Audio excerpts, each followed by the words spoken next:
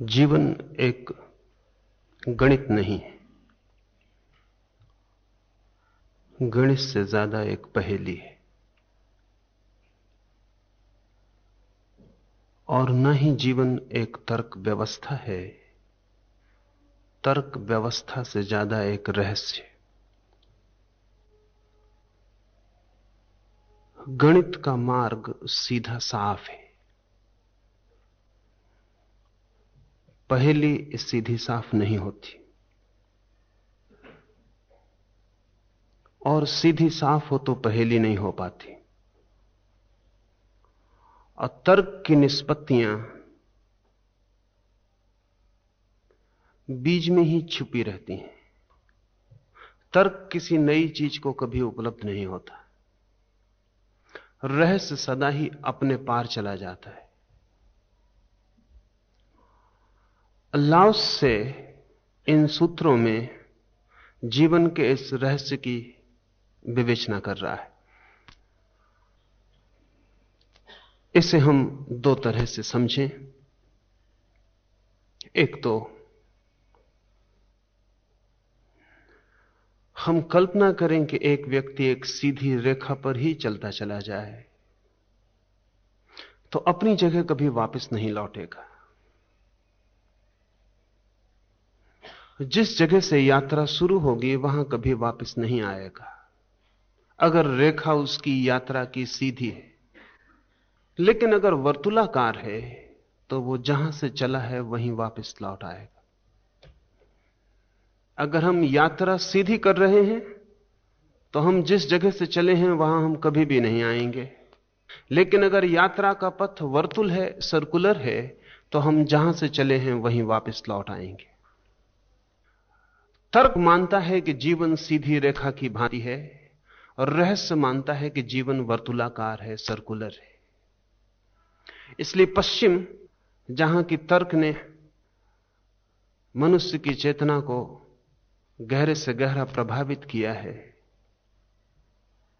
जीवन को वर्तुल के आकार में नहीं देखता।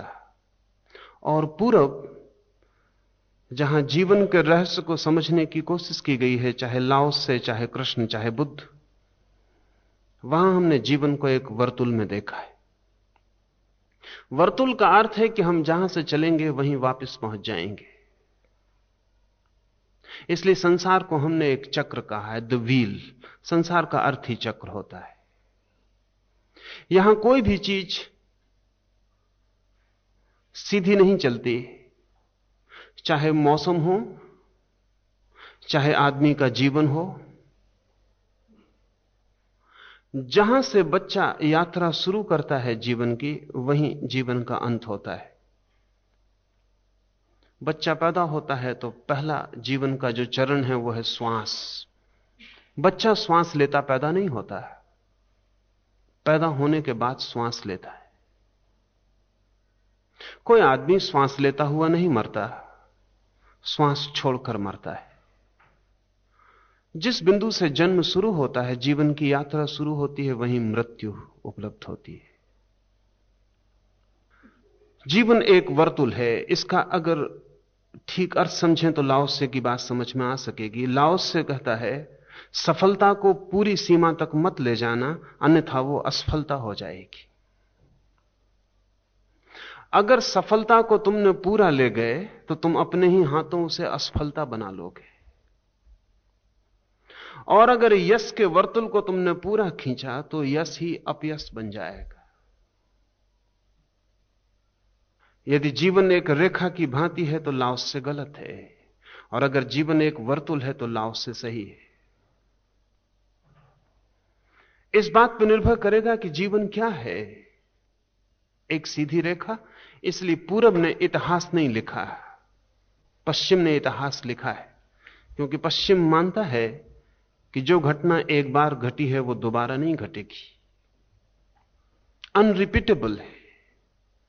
प्रत्येक घटना अद्वितीय है। इसलिए जीसस का जन्म अद्वितीय है, दोबारा नहीं होगा। और जीसस पुनरुक्त नहीं होंगे। इसलिए सारा इतिहास जीसस से हिसाब रखता है। जीसस के पहले और जीसस के बाद सारी दुनिया में इतिहास को हम नापते हैं। ऐसा हम राम के साथ नहीं नाप सकते। हम ऐसा नहीं कह सकते कि राम के पूर्व और राम के बाद, क्योंकि पहली तो बात यह कि हमें यह भी पक्का नहीं कि राम कब पैदा हुए। इसका यह अर्थ नहीं है कि हम जो राम का पूरा जीवन बचा सकते थे वो उनके जन्म की तिथि नहीं बचा सकते थे। यह बहुत समझने जैसी बात है। पूरब ने कभी इतिहास लिखना नहीं चाहा, क्योंकि पूरब की दृष्टि यह है कि कोई भी चीज अद्वितीय नहीं है, सभी चीजें वर्तुल में वापस वापस लौट आती हैं। राम हर युग में होते रहे और हर युग में होते रहेंगे। नाम बदल जाए, रूप बदल जाए, लेकिन वो जो मौलिक घटना है वो नहीं बदलती, वो पुनरुक्त होती रहती। इसलिए एक बहुत मीठी कथा है, और वो ये कि वाल्मीकि ने राम के जन्म के पहले कथा लिखी, पीछे राम हुए। ऐसा दुनिया में कहीं भी सोचा भी नहीं जा सकता। राम हुए बाद में, वाल्मीकि ने कथा लिखी पहले, क्योंकि राम का होना पूरब की दृष्टि में एक वर्तुलाकार घटना है। जैसे एक चाक घूमता है तो उस चाक में जो हिस्सा अभी ऊपर था अभी नीचे चला गया, फिर ऊपर आ जाएगा, फिर ऊपर आता रहेगा। जैन कहते हैं कि हर कल्प में उनके 24 तीर्थंकर होते रहेंगे। नाम बदलेगा, रूप बदलेगा, लेकिन तीर्थंकर के होने की घटना पुनरुक्त होती रहेगी। इसलिए पूरब ने इतिहास नहीं लिखा, पूरब ने पुराण लिखा। पुराण का अर्थ है वो जो सारभूत है, जो सदा होता रहेगा, बार बार होता रहेगा। इतिहास का अर्थ है कि जो दोबारा कभी नहीं होगा।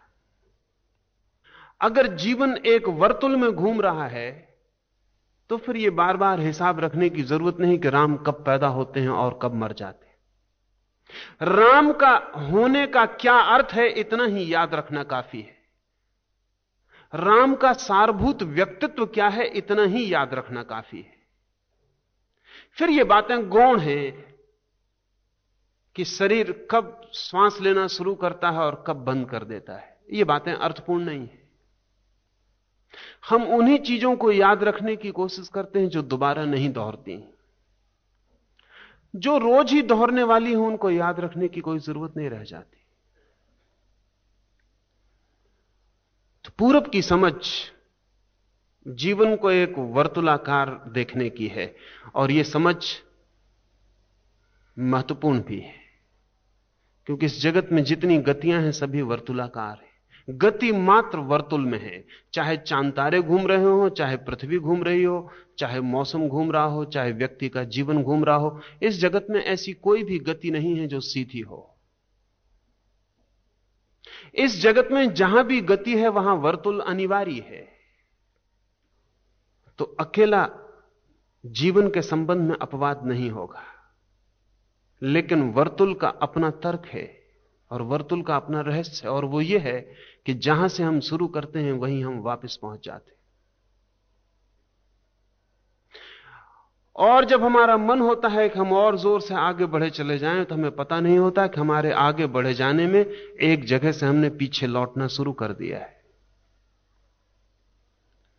एक लिहाज से जवानी बुढ़ापे से बहुत विपरीत है, लेकिन एक अर्थ में बहुत विपरीत नहीं है, क्योंकि जवानी सिर्फ बुढ़ापे में ही पहुंचती और कहीं पहुंचती नहीं। तो जितना आदमी जवान होता जा रहा है उतना बूढ़ा होता जा रहा है। और यह बात लाओस से कहता है, किसी भरे हुए पात्र को ढोने की कोशिश करने की बजाय उसे अध भरा ही छोड़ देना श्रेयस्कर है। क्योंकि जब भी कोई चीज भर जाती है तो अंत आ जाता है। वो कुछ भी हो, अकेला पात्र ही नहीं, पात्र तो केवल विचार के लिए। कोई भी चीज जब भर जाती है तो अंत आ जाता है। अगर प्रेम भी भर जाए तो प्रेम का अंत आ जाता है।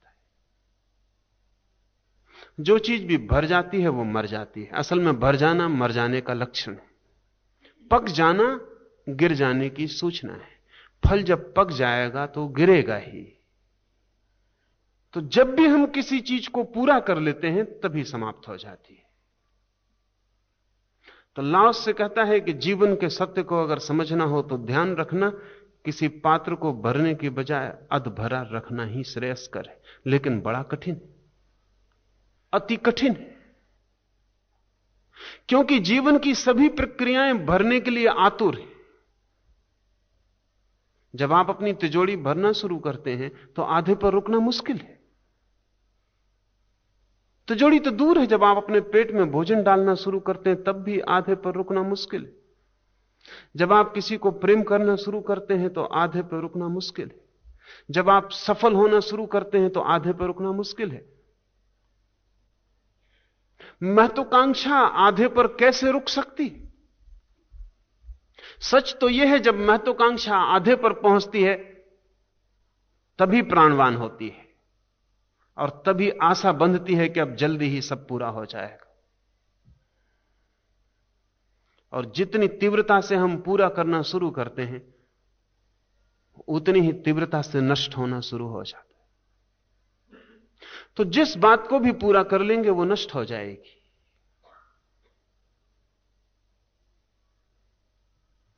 लाओस से कहता है आधे पर रुक जाना। आधे पर रुक जाना संयम है,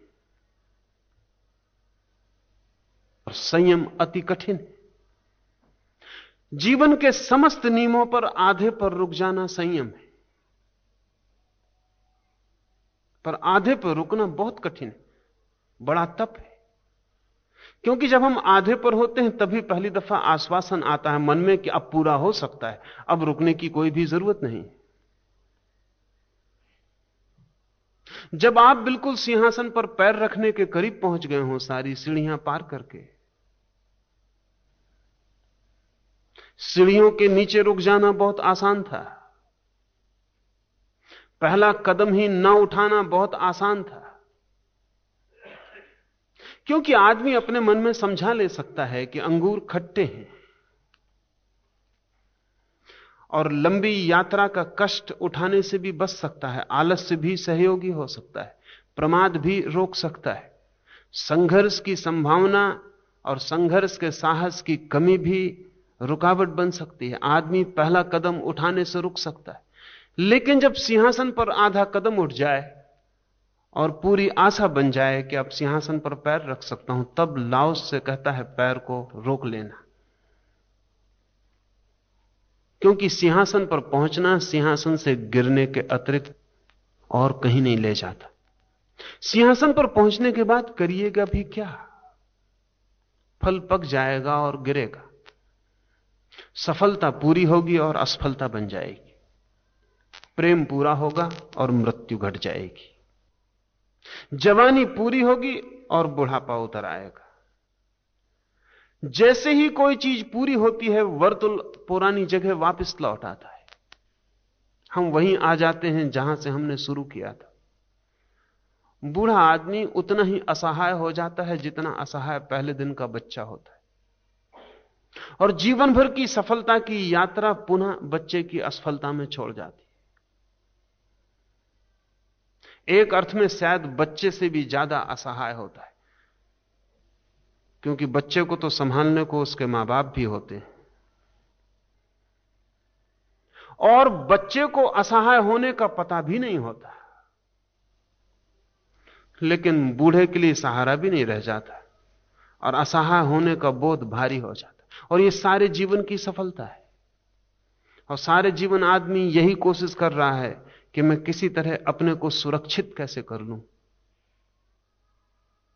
सारे जीवन की सुरक्षा का उपाय, और अंत में आदमी इतना असुरक्षित हो जाता है जितना कि बच्चा भी नहीं है। तो जरूर हम किसी वर्तुल में घूमते हैं जिसका हमें ख्याल नहीं।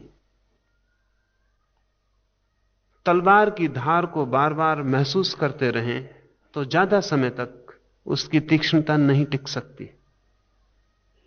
यह भी उसी पहेली का दूसरा हिस्सा है। पहली बात कि किसी भी चीज को उसकी पूर्णता पर मत ले जाना, अन्यथा आप उसी बात की हत्या कर रहे हैं।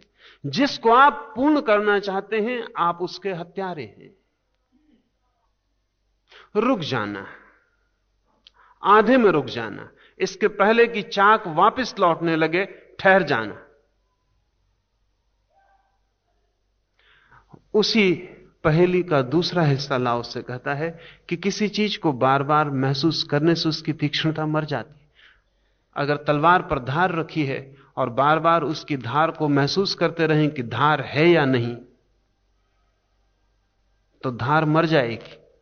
रही भी हो तो भी यह बार बार परीक्षा करने से मर जाएगी। लेकिन जिंदगी में हम यह भी करते हैं। अगर मेरा किसी से प्रेम है तो दिन में मैं 4 बार पता लगा लेना चाहता हूं कि प्रेम है या नहीं।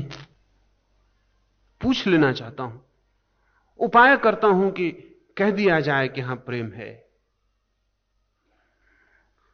लेकिन जिस चीज को बार बार महसूस किया जाता है उसकी धार मर जाती है। प्रेमी ही एक दूसरे के प्रेम की हत्या कर डालते हैं। और यह प्रेम के लिए नहीं, जीवन के समस्त तत्वों के लिए लागू है। अगर आपको बार बार ख्याल आता रहे कि आप ज्ञानी हैं, तो आप अपनी धार अपने हाथ से ही मार लेंगे। अगर आपको बार बार यह स्मरण होता रहे कि मैं श्रेष्ठ हूं, तो आपकी श्रेष्ठता आप ही अपने हाथ से पहुंच डालेंगे। जिस चीज को भी हम बार बार एहसास करते हैं वो क्यों इतनी जल्दी मिट जाती है, उसके कारण है।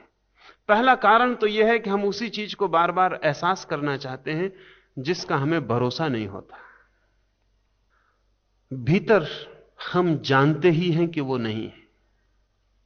वो जो भीतर भरोसा नहीं है उसी को पूरा करने के लिए हम जांच करते हैं। लेकिन जांच करने की कोई भी चेष्टा निरंतर जिसकी हम जांच करते हैं उसकी तीक्ष्णता को भी नष्ट करेगी ही। क्योंकि तीक्ष्णता होती है तीव्र पहले अनुभव में, और जितनी पुनरुक्ति होती है अनुभव की उतनी ही तीक्ष्णता कम हो जाती।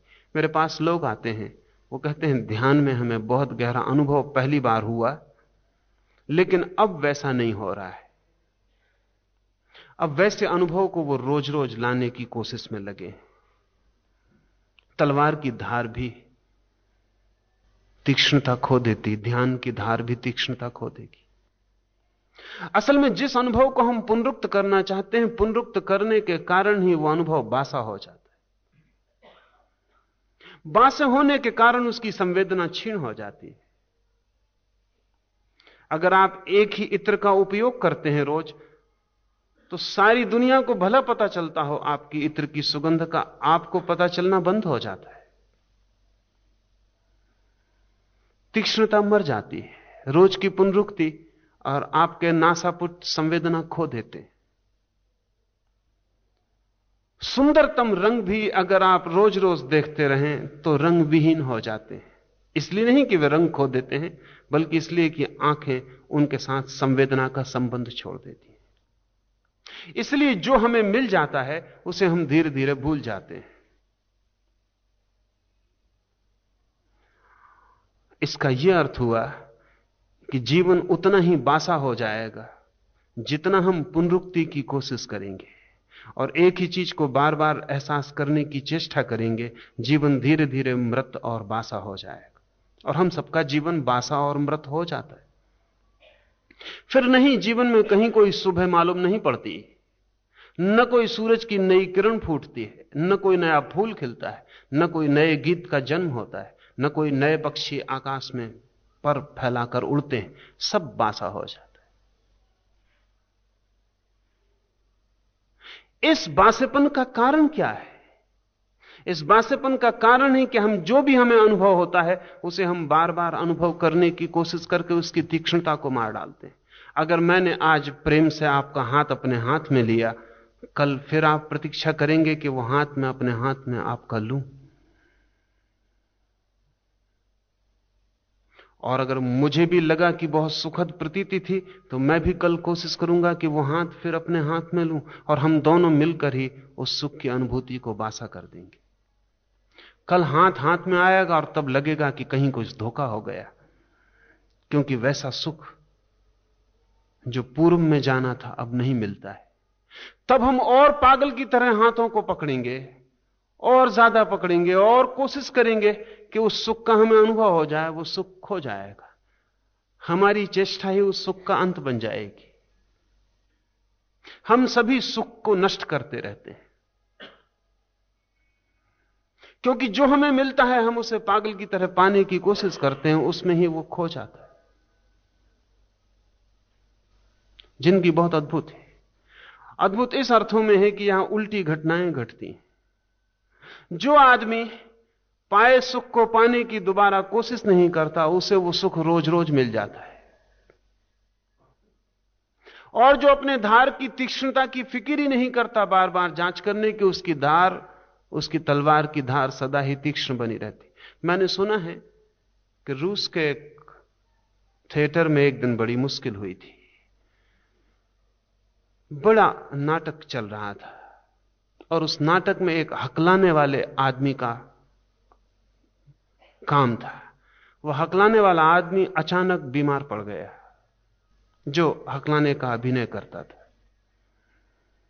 और ऐन वक्त पर खबर आई और पर्दा उठने के करीब था, और मैनेजर और मालिक घबराए, क्योंकि उसके बिना तो सारी बात ही खराब हो जाती। वही हास्य था उस पूरे नाटक में, उसी की वजह से रंग था। कोई उपाय नहीं था, और किसी आदमी को इतने जल्दी हकलाने का अभ्यास करवाना भी मुश्किल था।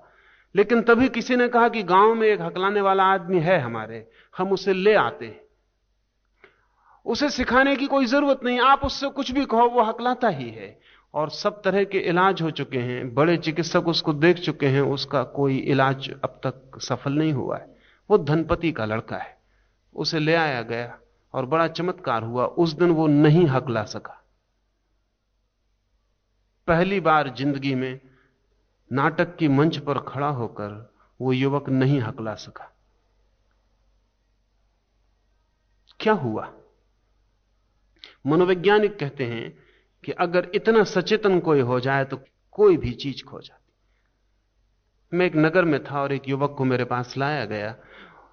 युवक विश्वविद्यालय का स्नातक है और बड़ी तकलीफ में है। तकलीफ उसकी यह है कि चलते चलते अचानक वो स्त्रियों जैसा चलने लगता है।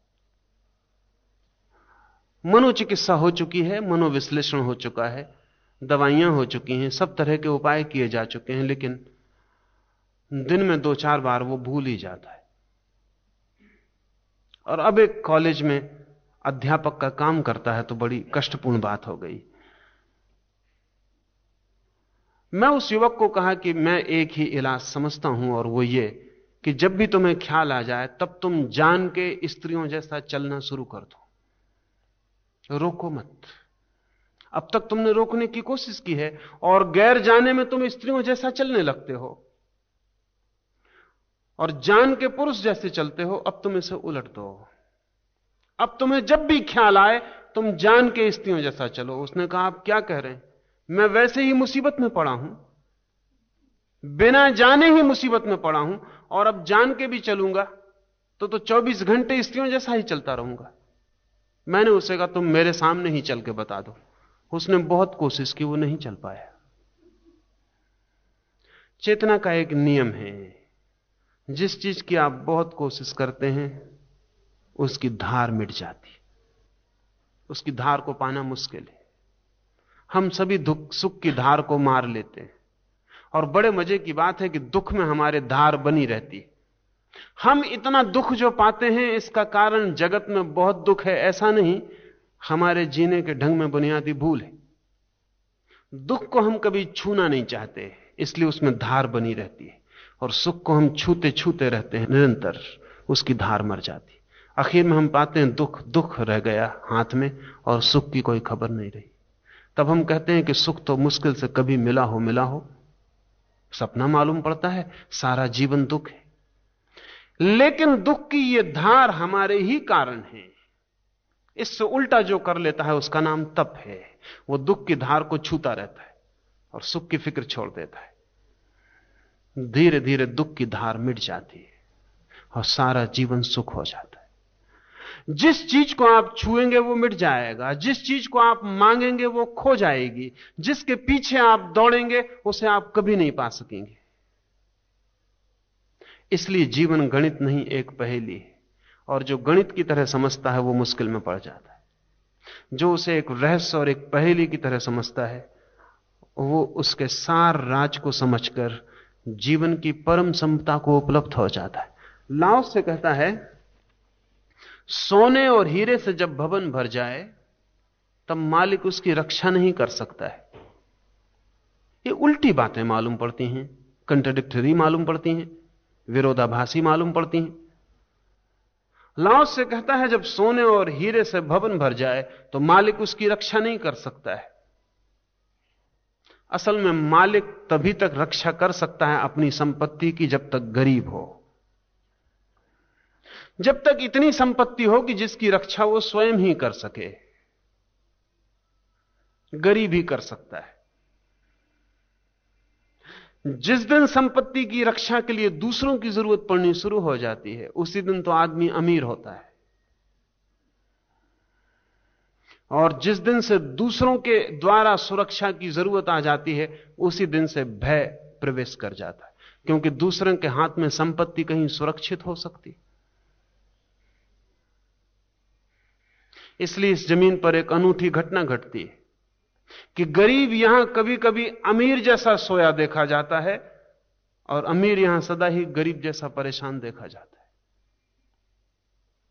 भिखारी यहां कभी कभी सम्राट की शान से जी लेते हैं, सम्राट यहां भिखारियों से भी बदतर जीते हैं, क्योंकि जो हमारे पास है उसकी रक्षा का उपाय भी दूसरे के हाथ में देना पड़ता है। चंगेज खान की मृत्यु हुई, वो मृत्यु महत्वपूर्ण है। चंगेज खान जैसा आदमी स्वभावतः मृत्यु से भयभीत हो जाएगा, और अपनी मृत्यु न आए इसके लिए उसने लाखों लोगों को मारा। लेकिन जितने लोगों को वो मारता गया उतना ही भयभीत होता गया कि अब कोई ना कोई उसे मार डालेगा। अपनी रक्षा के लिए उसने जितने लोगों की हत्या की उतने शत्रु पैदा कर लिए। रात वो सो नहीं सकता था, क्योंकि रात अंधेरे में कुछ भी हो सकता है, और संदेह उसके इतने घने हो गए कि अपने पहरेदारों पर भी भरोसा नहीं कर सकता था। तो पहरेदारों पर पहरेदार और पहरेदारों पर पहरेदार, ऐसी उसने 7 परतें बना रखी। उसके तंबू के बाहर 7 घेरों में एक दूसरे पर पहरा देने वाले लोग थे, और जब किसी पहरेदार पर इतना भी भरोसा न किया जा सके और उसके ऊपर भी बंदूक रखे हुए दूसरा आदमी खड़ा हो और उस दूसरे आदमी पर भी तीसरा आदमी खड़ा हो, तो ये पहरेदार मित्र तो नहीं हो सकते। ये चंगेज खां को भी समझ में आता था, लेकिन तर्क जो करता है वो यही कि वो पहरेदारों की संख्या बढ़ाए चले जाता था कि अगर इतने से नहीं हो सकता तो और बढ़ा दो। और एक रात दिन भर का थका मांदा उसे झपकी लग गई। रात सोता नहीं था, अपनी तलवार हाथ में लिए बैठा रहता था, कभी भी खतरा हो सकता था। चंगेज सिर्फ दिन में सोता था, भरी दोपहरी में जब रोशनी होती चारों तरफ, तब सो पाता था। उस दिन झपकी लग गई, पास में बंधे हुए घोड़ों में से कोई घोड़ा छूट गया। रात भगदौड़ मची, लोग चिल्लाए, घबरा के चंगेज उठा। अंधेरे में उसने समझा कि दुश्मन ने हमला कर दिया, तंबू के बाहर भागा। तंबू की खूंटी में पैर फंस के गिरा, तंबू की खूंटी ही उसके पेट में धंस गई। ये तंबू सुरक्षा के लिए था, ये खूंटी रक्षा के लिए थी, ये पहरेदार, ये घोड़े, ये सब इंतजाम था, व्यवस्था थी। कोई मारने नहीं आया था, किसी ने मारा भी नहीं चंगेज को। चंगेज मरा अपने ही भय से, सुरक्षा के उपाय के लिए भागा था। पूरे जीवन में ऐसी घटना घटती है। आदमी मकान बनाता है, फिर मकान पर पहरेदार बिठाने पड़ते हैं, धन इकट्ठा करता है, फिर धन की सुरक्षा करनी पड़ती है, और यह जाल बढ़ता चला जाता है। और यह बात ही भूल जाती है कि मैंने जिस आदमी के लिए यह सब इंतजाम किया था वो अब सिर्फ एक पहरेदार रह गया है और कुछ भी नहीं। अमेरिका के अरबपति एंड्रू कार्नेगी ने अपने आत्मसंस्मरण में लिखवाया है, मरने के 2 दिन पहले उसने अपने सेक्रेटरी को पूछा कि मैं तुझसे यह पूछना चाहता हूं कि अगर दोबारा हम दोनों को जन्म मिले तो तू मेरा सेक्रेटरी होना चाहेगा या तू एंड्रू कार्नेगी होना चाहेगा और मुझे अपना सेक्रेटरी बनाना चाहेगा। एंड्रू कार्नेगी मरा तो 10 अरब रुपए छोड़कर मरा। उसके सेक्रेटरी ने कहा, माफ करिए, आपको मैं इतना जानता हूं कि कभी भी परमात्मा से ऐसी प्रार्थना नहीं कर सकता कि मैं एंड्रू कार्नेगी होना चाहूं। काश आपका मैं सेक्रेटरी न होता तो शायद इस कामना से भी मर सकता था कि भगवान मुझे भी एंड्रू कार्नेगी बनाते। कार्नेगी ने पूछा, तेरा क्या मतलब? तो सेक्रेटरी ने कहा कि मैं देखता हूं रोज जो हो रहा है। आप सबसे ज्यादा गरीब आदमी हैं, ना आप ठीक से सो सकते हैं, ना आप ठीक से बैठ सकते हैं, ना आप ठीक से बात कर सकते हैं, ना आपको अपनी पत्नी से मिलने की फुर्सत है, ना अपने बच्चों के साथ बात करने की फुर्सत है। और देखता हूं कि दफ्तर में आप सुबह 8:30 बजे पहुंच जाते हैं, चपरासी भी 9:30 बजे आते हैं, क्लर्क 10:30 बजे आते हैं, मैनेजर 12 बजे आता है, डायरेक्टर्स 1 बजे पहुंचते हैं, डायरेक्टर्स 3 बजे चले जाते हैं, मैनेजर 4 बजे चला जाता है, 4:30 बजे क्लर्क भी चले जाते हैं, 5 बजे चपरासी भी चला जाता है। मैंने आपको 7 बजे से पहले कभी घर लौटते नहीं देखा। चपरासी भी पहले चले जाते हैं, क्योंकि चपरासी दूसरे की सुरक्षा कर रहे हैं, अपनी नहीं। एंड्रू कार्नेगी अपनी ही सुरक्षा कर रहा है। ये लाओस से कहता है कि जब सोने और हीरे से भवन भर जाता है तब मालिक उसकी रक्षा नहीं कर सकता है, और जब मालिक रक्षा नहीं कर सकता तो मालिक मालिक नहीं रह जाता है, उस सोने और हीरों का गुलाम हो जाता। हम अपनी संपत्ति के कब गुलाम हो जाते हैं हमें पता ही नहीं चलता। मालिक होने के लिए ही कोशिश करते हैं, भूल ही जाते हैं कि जिसके हमने मालिक होना चाहा था हम बहुत पहले उसके गुलाम हो चुके। असल में इस दुनिया में कोई भी आदमी यदि मालिक बनने की कोशिश करेगा तो गुलाम हो जाएगा। असल में हम जिसके भी मालिक बनना चाहेंगे उसके हमें गुलाम होना ही पड़ेगा। बिना गुलाम बने मालिक बनने का कोई उपाय नहीं है। इसलिए जीवन एक रहस्य है। यहां मालिक तो केवल वे ही लोग बन पाते हैं, सच्चे मालिक, जो किसी के मालिक ही नहीं बनते।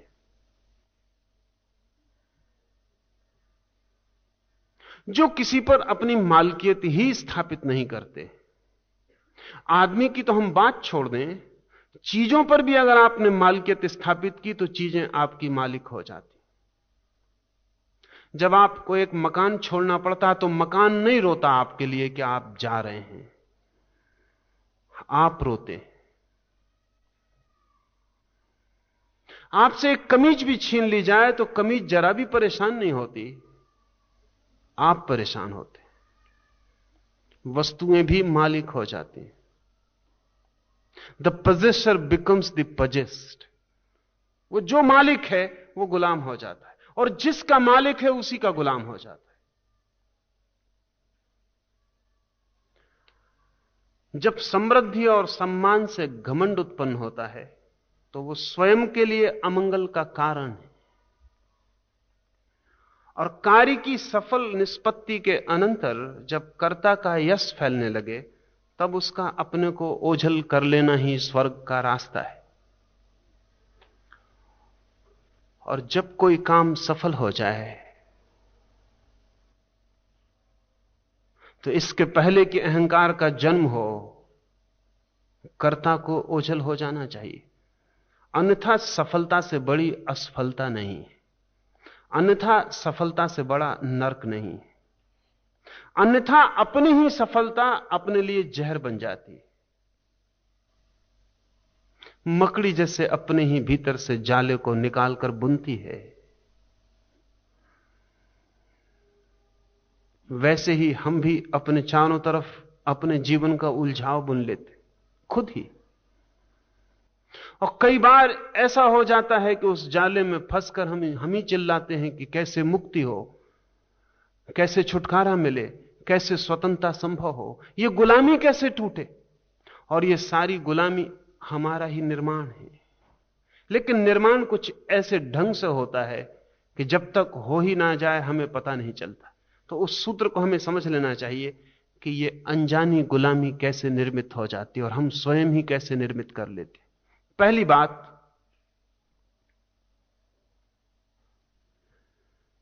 इस पृथ्वी पर एक ही मालकियत संभव है, ऐसा स्वभाव है, ऐसा नियम है, और वो मालकियत अपनी है। अपने अतिरिक्त और किसी की मालकियत संभव नहीं।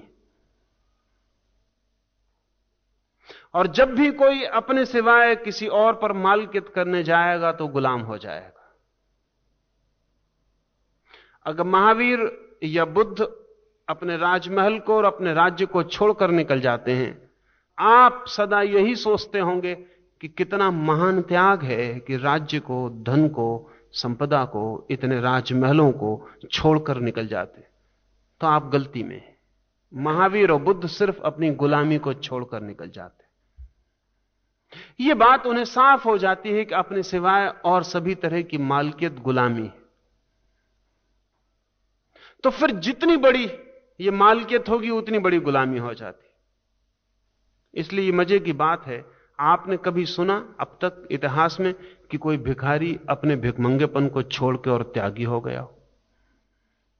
किसी भिखारी ने अपना भिक्षा पात्र छोड़ दिया हो और त्यागी हो गया हो? क्या बात है कि भिखारी भिक्षा पात्र नहीं छोड़ पाता और कभी कोई सम्राट अपना साम्राज्य छोड़ देता है। सम्राट तो बहुत हुए हैं साम्राज्य को छोड़ देने वाले, लेकिन भिखारी अब तक इतने साहस का नहीं हो सका कि अपना भिक्षा पात्र छोड़ दे। बात क्या है? असल में भिखारी की गुलामी ही इतनी छोटी होती है कि उसे पता ही नहीं चलता कि मैं गुलाम भी हूं। सम्राट की गुलामी इतनी बड़ी हो जाती है और इतनी आत्मघाती हो जाती है कि उसे पता चलता है कि मैं गुलाम हूं। सम्राट के पास साम्राज्य एक कारागृह की तरह खड़ा हो जाता है।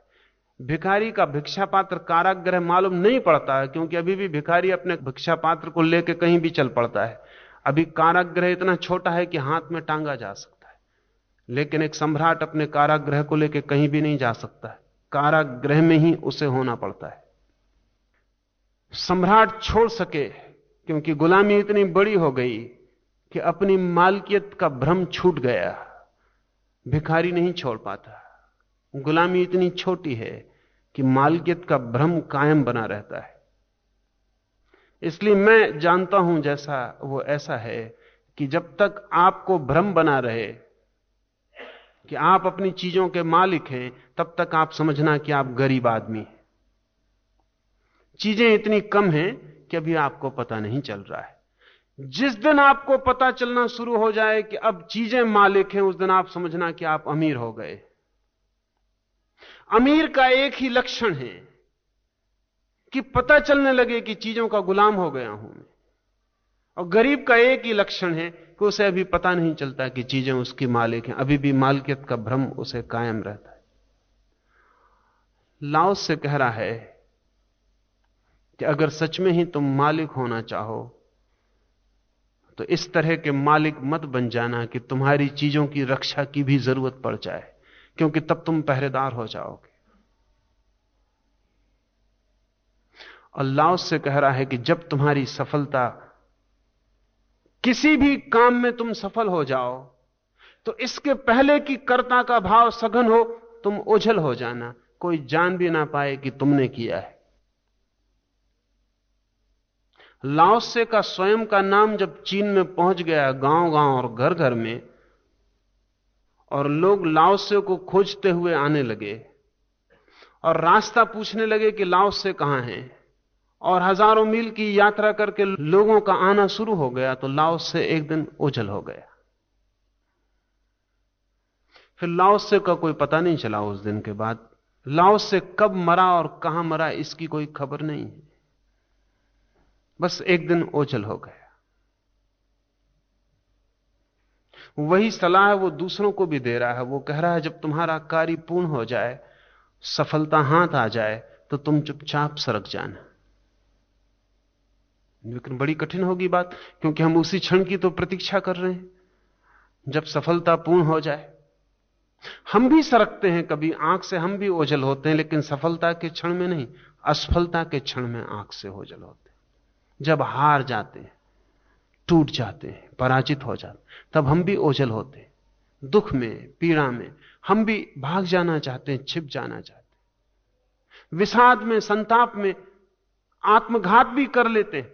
आत्मघात का मतलब ही इतना है कि हम इस बुरी तरह ओझल हो जाना चाहते हैं कि नाम रेखा भी पीछे ना रह जाए। लेकिन अगर कोई आदमी सफलता के क्षण में ओझल हो जाए तो उसके जीवन में एक क्रांति घटित हो जाती। असफलता के क्षण में ओझल हो जाना तो बिल्कुल ही स्वाभाविक है। मन की चेष्टा ही यही है कि भाग जाओ, अभी छिप जाओ, किसी को पता ना चले कि तुम असफल हो गए हो। क्योंकि असफलता अहंकार को पीड़ा देती है और सफलता अहंकार को तृप्ति देती है और पोषण देती है। तो जब आदमी सफल होता है तब तो वो सीना निकाल के चारों तरफ घूमना चाहता है। तब तो जिनसे वो कभी नहीं मिला था उनसे भी मिलना चाहता है। जिन्होंने उसे कभी नहीं जाना था उन्हें भी चाहता है कि वे भी जान लें। तब वो सारे जग में ढिंढोरा पीट देना चाहता है कि मैं सफल हो गया हूं। यह सफलता की खबर के लिए ही तो इतना चेष्टा, इतनी प्रयास था। और ये लाओस से पागल मालूम पड़ता है। वो कहता है जब सफल हो जाओ तो आंख से ओझल हो जाना। क्योंकि सफलता के क्षण में अगर अहंकार निर्मित हो जाए तो वही तुम्हारा नरक बन जाएगा। और सफलता के क्षण में अगर तुम ओझल हो सको तो लाओस से कहता है यही स्वर्ग का द्वार है। कार्य की सफल निष्पत्ति के अनंतर जब कर्ता का यश फैलने लगे तब उसका अपने को ओझल बना लेना ही स्वर्ग का रास्ता है। तो नरक का अर्थ हुआ अहंकार और स्वर्ग का अर्थ हुआ अहंकार शून्यता। कोई और स्वर्ग नहीं है, कोई और नरक भी नहीं। एक ही नरक है। मैं जितना सघन हूं उतने गहन नरक में हूं। मैं जितना विरल हूं, जितना तरल हूं, उतना स्वर्ग में हूं। मैं जितना हूं उतना नरक में हूं। मैं जितना नहीं हूं उतना स्वर्ग में हूं। मेरा होना ही मेरी पीड़ा और मेरा न होना ही मेरा आनंद है। इसे थोड़ा समझें। जब भी आपने दुख पाया है, संताप झेला है और नरक की आग में अपने को तड़फते पाया है, तब कभी आपने ख्याल किया कि यह पीड़ा क्या है? यह पीड़ा क्यों हो रही है? इस पीड़ा का मौलिक आधार कहां है? यह कोई और मुझे पीड़ा दे रहा है या मेरे जीने का ढंग या मेरे अहंकार की सघन करने की चेष्टाएं, वही मेरे पीड़ा का कारण बन गई। या जब भी आपने कभी आनंद की क्षण भर को भी पुलक पाई हो तो कभी भीतर झांक कर देखा हो तो पता चला होगा कि वहां आप मौजूद नहीं होंगे। जब भी आनंद की पुलक होती है तो भीतर मैं मौजूद नहीं होता, और जब भी नरक की पीड़ा होती है तभी भीतर सघन मैं मौजूद होता है। मैं की छाया ही पीड़ा है। लेकिन हमारी सबकी चेष्टा यह है कि मैं को बचा के मैं स्वर्ग में प्रवेश कर जाऊं, मैं बच जाऊं और आनंद उपलब्ध हो जाए। मैं बचूं तो आनंद उपलब्ध नहीं होगा, क्योंकि मैं ही दुख है। तो जीवन की जो साधारण व्यवस्था है उसे कहीं से तोड़ देना और कहीं से उसमें जाग जाने की जरूरत है। लाओस से कहता है सफलता के क्षण में ओझल हो जाओ। इससे दूसरी बात भी हम समझ सकते हैं कि जब असफलता का क्षण हो तब ओझल मत होना। जब हारे रहो, जब पराजित हो जाओ, तब राजधानी की सड़कों को मत छोड़ना, और जब जीत जाओ तब हट जाना कि कोई देखने को भी ना हो। विजय के क्षण में जो हट सकता है उसका अहंकार तत्क्षण तिरोहित हो जाता है, एवेपोरेट हो जाता है। पराजय के क्षण में जो टिक सकता है उसका भी अहंकार तिरोहित हो जाता है। इससे विपरीत दो स्थितियां हैं। पराजय के क्षण में छिप जाओ और विजय के क्षण में प्रकट हो जाओ तो अहंकार मजबूत होता है। अहंकार के कारण ही हम छिपना चाहते हैं हारी हुई हालत में, और अहंकार के कारण ही हम प्रकट होना चाहते हैं जीती हुई हालत में। इस अहंकार की व्यवस्था और इस अहंकार के निर्माण होने के ढंग को जो ठीक से समझ ले वो अहंकार के साथ भी खेल खेल सकता है। अभी तो अहंकार हमारे साथ खेल खेलता है, और जो व्यक्ति अहंकार के साथ खेल खेलने को राजी हो जाए, समर्थ हो जाए, वह आदमी अहंकार से मुक्त हो जाता है। गुरजीएफ न्यूयॉर्क में था और बड़ी प्रगाढ़ सफलता गुरजीएफ के विचारों को मिल रही थी। उसके एक शिष्य ने लिखा है कि हम गुरजीएफ को कभी ना समझ पाए कि वह आदमी कैसा था, क्योंकि जब कोई चीज सफल होने के पूरे करीब पहुंच जाए तभी वो कुछ ऐसा करता था कि सब चीजें असफल हो जाती। ठीक एन मौके पर वो कभी नहीं चूकता था चीजों को बिगाड़ने में,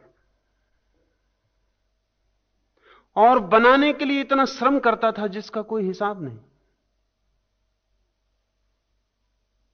उसने बहुत से साधना आश्रम निर्मित किए। एक साधना आश्रम पेरिस के पास निर्मित किया, वर्षों मेहनत की, अथक श्रम उठाया, सैकड़ों लोगों को साधना के लिए तैयार किया, और फिर एक दिन सब विसर्जित कर दिए।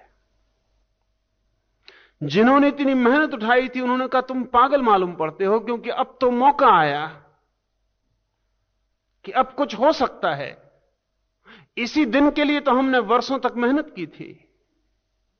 तो गुरजीएफ ने कहा कि हम भी इसी दिन के लिए वर्षों तक मेहनत किए थे, अब हम विसर्जित करेंगे। इसी विसर्जन के लिए न्यूयॉर्क में फिर दोबारा एक बड़ी व्यवस्था और एक बड़ी संस्था निर्मित होने के करीब पहुंचने को आई। वर्षों मेहनत की शिष्यों ने और गुरजीएफ ने, और एक दिन सारी चीज उखाड़ के वो चलता बना। निकटतम साथी उसे छोड़ते चले गए, क्योंकि धीरे धीरे लोगों को अनुभव हुआ कि यह आदमी निपट पागल है। सफलता का क्षण जब करीब होता है, हाथ के करीब होता है कि फल हाथ में आ जाए, तब यह आदमी पीठ मोड़ लेता है, और जब फल आकाश की तरह दूर होता है तब यह इतना श्रम करता है जिसका कोई हिसाब नहीं। निश्चित ही यह पागल आदमी का लक्षण। लेकिन लाओस से इस पागल आदमी को ज्ञानी कहता है। लाओस से कहता है कि जब सफलता हाथ में आ जाए तब तुम चुपचाप ओझल हो जाना। इसे अगर भीतर से समझें तो जो ट्रांसफॉर्मेशन, जो क्रांति घटित होगी वो ख्याल में आ जाएगी। इसे कभी प्रयोग करके देखें। सफलता तो बहुत दूर की बात है। अगर रास्ते पे कोई आदमी चलता हो और उसका छाता गिर जाए तो हम उसे उठा के खड़े रह के 2 क्षण प्रतीक्षा करते हैं कि वो धन्यवाद दे, और अगर वो धन्यवाद न दे तो चित्त को बड़ी निराशा, बड़ी उदासी होती।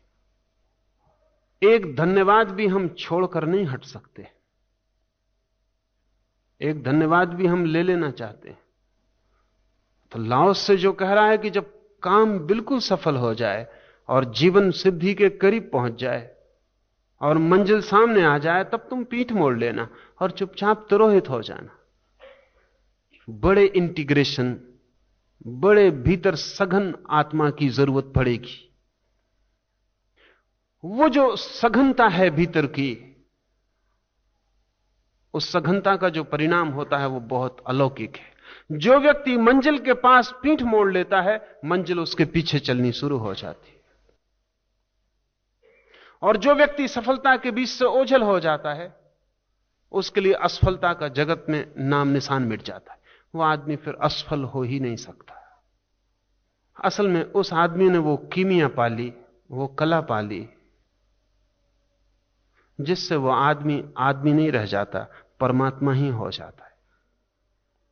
क्योंकि सफलता को जो छोड़ सके, मंजिल के सामने पीठ मोड़ सके, वो आदमी नहीं रह गया। आदमी की सारी कमजोरी क्या है?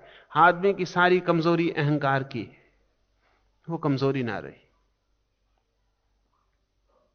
लाओस से तिरोहित हो गया। उसका एक शिष्य उसे दूर तक, गांव तक पीछा किया। लाओस ने उस शिष्य को बहुत कहा कि तू मेरे पीछे मत आ, क्योंकि अब मैं तिरोहित होने जा रहा हूं, और तू पीछे रुक, क्योंकि वहां बड़ी संभावना है सफलता की। वहां लोग हजारों आ रहे हैं पूछने मुझे। उस शिष्य को भी समझ में आया, और आदमी कैसे रैशनलाइजेशन करता है, और आदमी कैसे अपने को तर्क दे लेता है। आखिर में उसने लाओ से कहा कि आपके ही काम के निमित्त मैं वापस जाता हूं। आप वहां नहीं होंगे और इतने लोग आएंगे, आपको पूछते तो नहीं, उतना तो मैं नहीं समझा सकूंगा जो आप समझा सकते थे, लेकिन फिर भी कुछ तो समझा सकूंगा। आपके ही निमित्त मैं वापस जाता हूं। उसके मन में भी मोह पकड़ना शुरू हुआ कि अब इस लाओसे के साथ भटकना बेमानी, इसे अब कोई जानता भी नहीं, जिन गांवों से ये गुजर रहा है इसे कोई पहचानता भी नहीं, और अब ये कहां जाके समाप्त होगा पता नहीं। और इसकी जिंदगी भर की मेहनत, इसने जिंदगी भर तो वहां सुगंध फैलाई, अब लोग आने शुरू हुए हैं सुगंध के कारण, और ये भाग गया।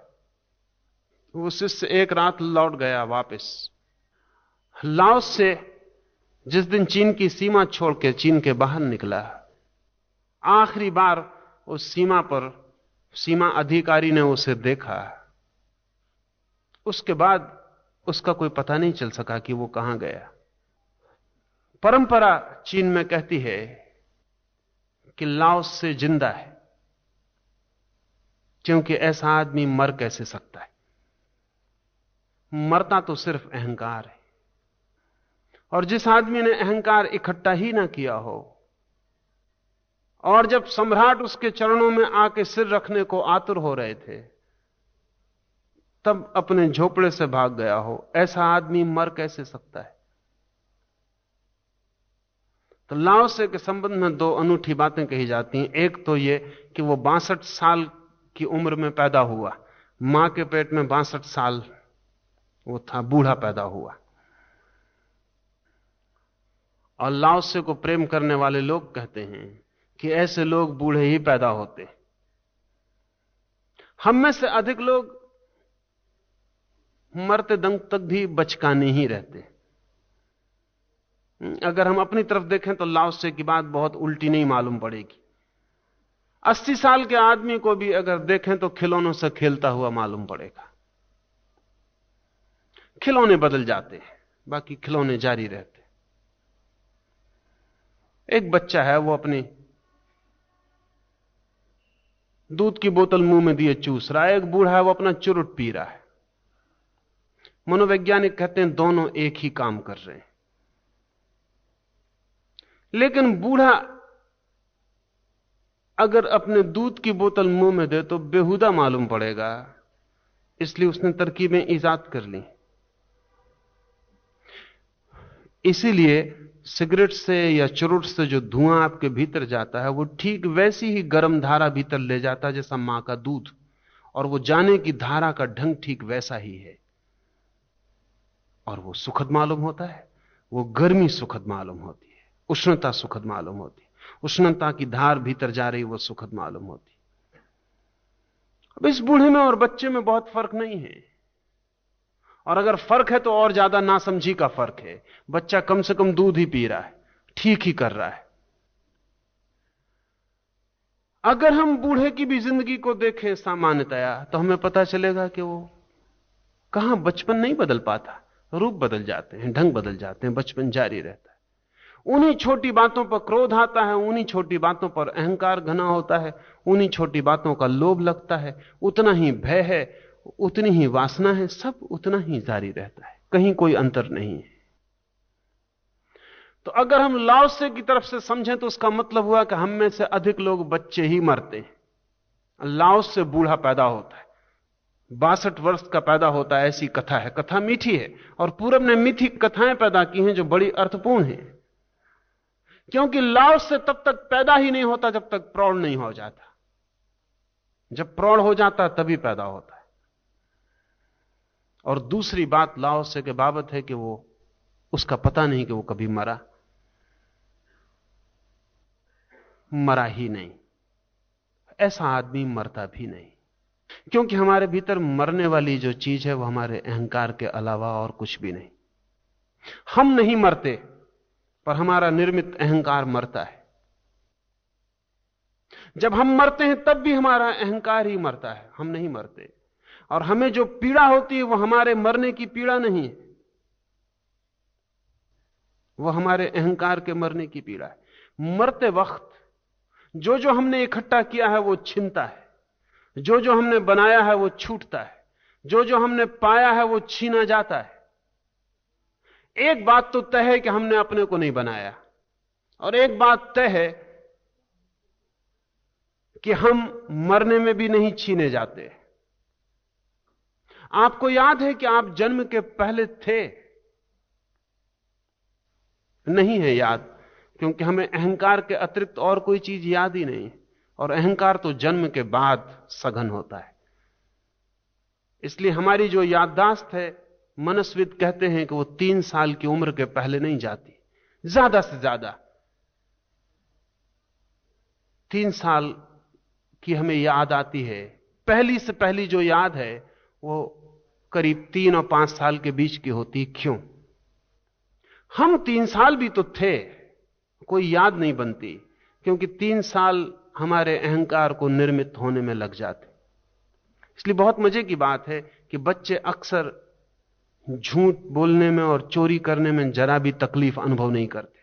उसका कारण ये नहीं कि वो चोर हैं और झूठे हैं, उसका कुल कारण इतना है कि अभी वो अहंकार निर्मित नहीं हुआ जो मेरे और तेरे का फासला कर पाए। इसलिए जिसको हम चोरी समझ रहे हैं, बच्चे के लिए शुद्ध समाजवाद है। अभी फासला नहीं है कि ये मेरा है और ये तेरा है, अभी मैं निर्मित नहीं हुआ है। इसलिए हम जिसे चोरी कह रहे हैं वो हमारे अहंकार के कारण कह रहे हैं, और बच्चे के लिए भी सभी चीजें जो उसकी पसंद पड़ जाए उसकी है। अभी पसंद सब कुछ है, अभी वो अहंकार निर्णय करने वाला नहीं बना कि जो कहे ये मेरा है और ये तेरा है। बच्चे को झूठ और सच में भी अभी फर्क नहीं है, क्योंकि बच्चे को सपने में और सच्चाई में फर्क नहीं। तो अक्सर बच्चे सुबह उठते हैं और रात सपने में जो खिलौना उनका टूट गया उसके लिए सुबह रोते मिल जाते, या खिलौने में जो सपना खो गया उसके लिए वो सुबह रो सकते हैं और तड़प सकते हैं कि वो खिलौना कहां गया, क्योंकि अभी स्वप्न में और सत्य में भी फासला नहीं है। असल में रात के सपने में और दिन की सच्चाई में फर्क करने के लिए भी अहंकार की जरूरत है। इसलिए एक मजे की घटना घटती है, बच्चे को सपने में और सुबह की सच्चाई में फर्क नहीं होता, और जब लाओस से जैसा आदमी अहंकार को छोड़कर जगत को देखता है तब उसको सपने में और सच्चाई में कोई फर्क नहीं होता। फिर दोबारा, इसलिए शंकर जैसा आदमी कह पाता है जगत माया है। उसका और कोई मतलब नहीं, उसका कुल मतलब इतना है कि अब एक दूसरे अर्थ में जगत भी सपने जैसा हो गया। एक दिन सपना भी जगत जैसा था अहंकार के पूर्व, फिर अहंकार आया और जगत और सपने में फासला मालूम पड़ने लगा। वो फासला मेरे मैं के ही कारण, फिर वो मैं दोबारा गिर गया। अब जगत भी सपने जैसा मालूम होने लगा। मृत्यु के क्षण में हमारा निर्मित मैं टूटता है, बिखरता है, एक एक जगह से उसकी खूंटियां उखड़ने लगती हैं। वे उखड़ती खूंटते ही हमारी पीड़ा है। लेकिन काश हमें याद आ सके कि जब मैं नहीं था हमारे भीतर तब भी मेरा होना था, तो मृत्यु में भी हम उतने ही आनंद से प्रवेश कर सकते हैं जितने आनंद से हम जीवन में प्रवेश करते, और जितने आनंद से रात हम निद्रा में प्रवेश करते हैं उतने ही आनंद से हम मृत्यु की महानिद्रा में प्रवेश कर सकते। लेकिन कोई मृत्यु के क्षण में अचानक यह बात घट नहीं सकती। जिसने पूरे जीवन सफलता को संजोया हो, असफलता को त्यागा हो, जिसने पूरे जीवन अहंकार निर्मित करने का एक भी मौका ना चूका हो, झूठा भी निर्मित होता हो तो भी ना चूका हो, इसलिए खुशामद इतनी हमें प्रीतिकर मालूम होती। और खुशामद करने वाला जानता है कि झूठ है और सुनने वाला भी जानता है कि झूठ है, फिर भी स्तुति कोई कर रहा हो तो मना करने की हिम्मत नहीं होती। कोई आपकी खुशामद कर रहा हो और आपसे कह रहा हो कि आपसे सुंदर मैंने व्यक्ति नहीं देखा, आपको भी आईने के सामने कभी ऐसा ख्याल नहीं आया है, लेकिन फिर भी उस स्तुति के क्षण में मान लेने का मन होता है। दूसरे की निंदा मान लेने का मन होता है, स्वयं की स्तुति मान लेने का मन होता है।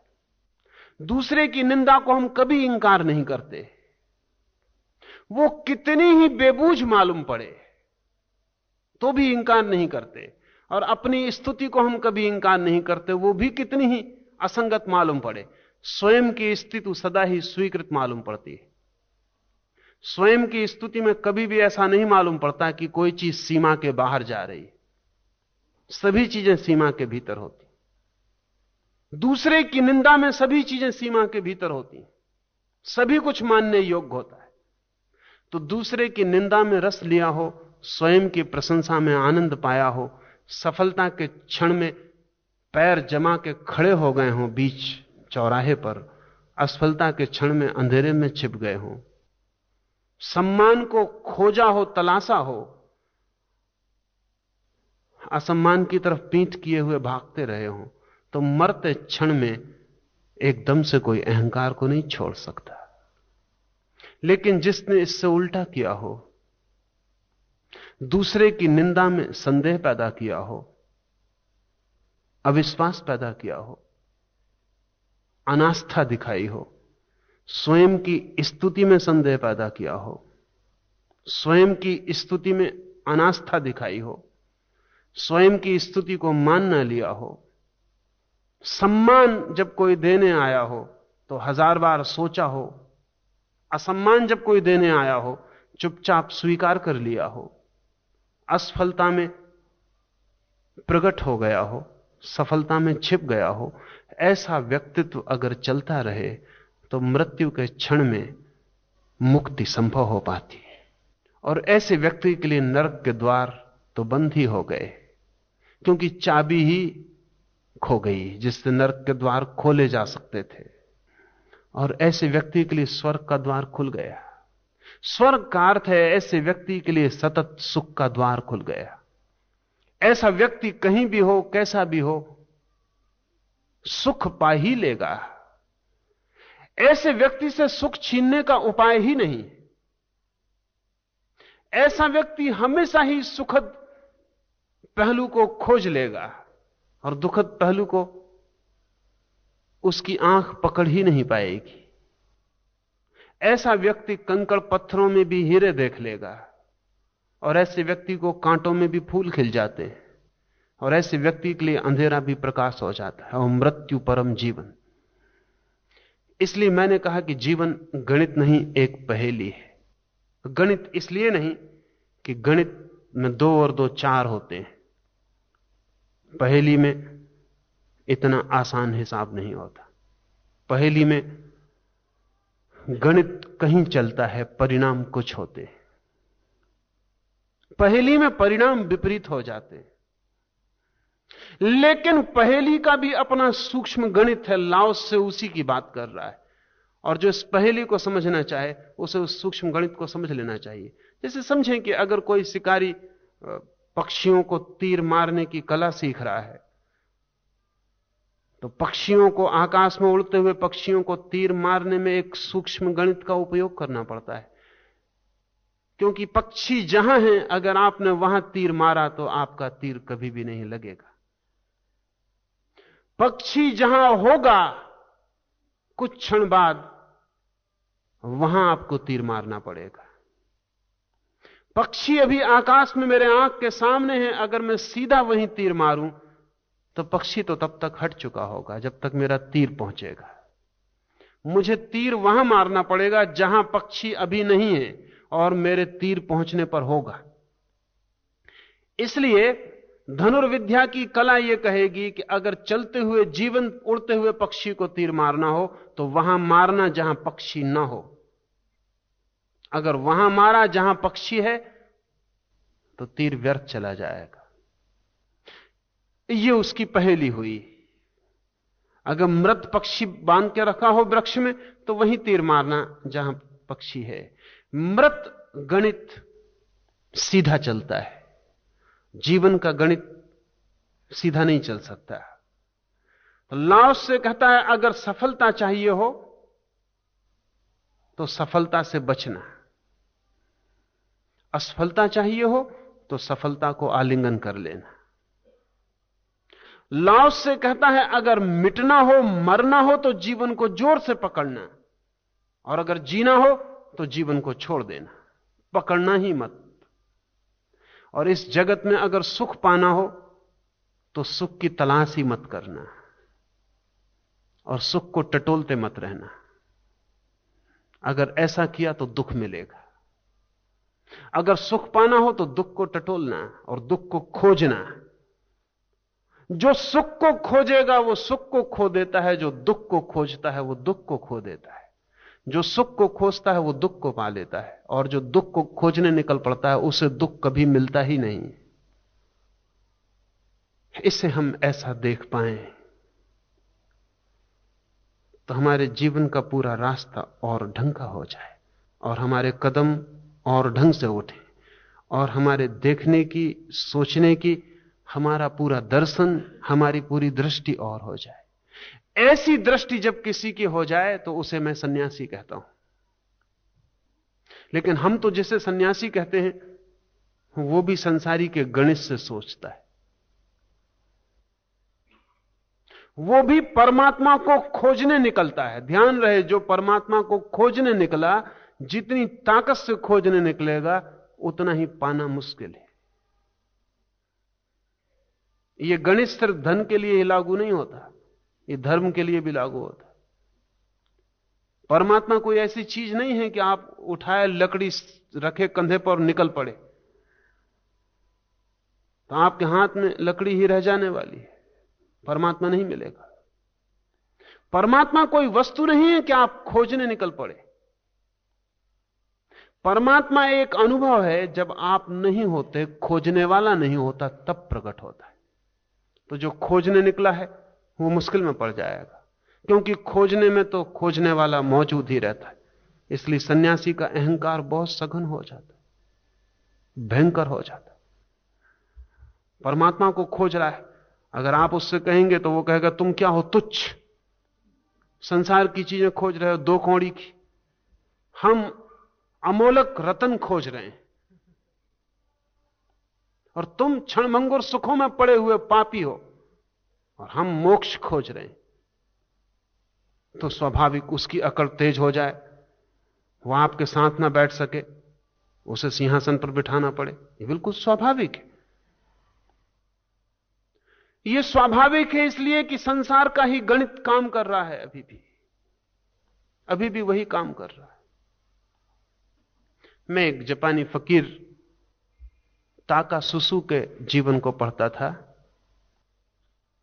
ताकासुसु को आके अगर कोई उसकी स्तुति करे तो ताकासुसु सुन ले सारी बात और फिर कहे कि मालूम होता है तुम किसी और आदमी के पास आ गए, क्योंकि तुमने जितनी बातें बताई इनमें से कोई भी बात मुझ में नहीं है।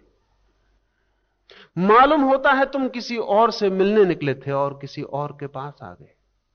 मैं वो आदमी नहीं हूं। और वो इतनी निष्ठा से कहता कि कई बार अपरिचित आदमी तो मान ही लेते कि माफ करिए, तो आप वो नहीं है, ताकासुसु आप नहीं है। हम तो ताकासुसु समझ के ही आपके चरणों में आ गए। तो ताकासुसु कहता कि नहीं, तुम्हें किसी ने गलत रास्ता बता दिया। अगर ताकासुसु की कोई निंदा करते आता और ऐसी बातें भी कहता जिनसे उसका कोई संबंध नहीं, तो ताकासुसु स्वीकार कर लेता। वो कहता कि ठीक ही कहते होंगे। ताकासुसु के मरने के बाद ही पता चला कि उसने न मालूम कितनी झूठी निंदाओं में हां भर दी थी, और यह भी पता चला कि वो निंदा करने वाले को कहीं ऐसा ना लगे कि इसने झूठी ही हां भर दी है, तो वो सब तरह के उपाय भी करता था कि निंदा करने वाला तृप्त होकर जाए कि निंदा उसने की तो ठीक ही की है। एक आदमी आया है ताकासुसु के पास और वो कहता है कि मैंने सुना है कि तुम बहुत क्रोधी आदमी हो। तो ताकासुसु के पास में एक डंडा पड़ा है, वो डंडा उठा लेता है और आंख बबूला हो जाता और उसकी आंखों से आग निकलने लगती। उसके साथी शिष्यों ने, संगियों ने कभी उसे जिंदगी में क्रोध से भरा नहीं देखा था। वो भी चकित हो गए। उस आदमी ने कहा तो बिल्कुल ठीक ही है, अब और प्रमाण की क्या जरूरत है। ताकासुसु ने कहा कि बिल्कुल ठीक ही है। वह आदमी चला गया। ताकासुसु के शिष्य पूछते हैं कि हमने कभी आपको क्रोध में नहीं देखा। तो ताकासुसु ने कहा कि तुमने कभी मुझे मौका ही नहीं दिया। तुम अगर आके मुझे कहते तो मैं प्रमाण जुटा देता, क्योंकि अकारण वो आदमी इतने दूर से चल के आया ये बात कहने के लिए कि तुम क्रोधी हो, तो उसके लिए इतना सा करने में हर्ज भी क्या है? वो संतुष्ट होकर गया है और अब उसे दोबारा तकलीफ उठाने की जरूरत नहीं पड़ेगी। प्रमाण भी हाथ में है। लाओस से इस तरह के व्यक्ति की बात कर रहा, और इस तरह के व्यक्ति का नाम ही सन्यासी है। तो जीवन में एक दूसरा आयाम खुलना शुरू होता है। इस दूसरे आयाम पर हम आगे सूत्रों में बात करेंगे।